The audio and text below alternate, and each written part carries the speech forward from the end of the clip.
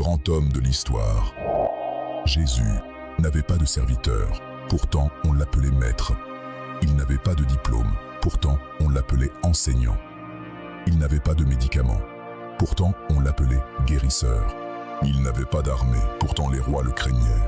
Il n'a remporté aucune bataille militaire, et pourtant il a conquis le monde. Il ne vivait pas dans un château, et pourtant on l'appelait Seigneur. Il ne dirigeait aucune nation, et pourtant on l'appelait roi.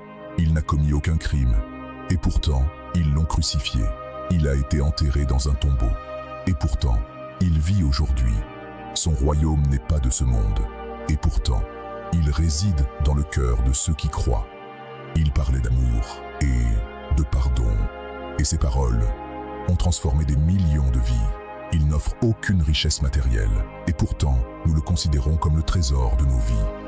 Il ne promet aucun pouvoir terrestre, et pourtant en son nom, les plus faibles ont trouvé la force. Bien qu'il n'ait laissé aucun écrit, son message a rempli d'innombrables pages. Dans sa faiblesse, nous trouvons notre force. Dans sa souffrance, notre salut.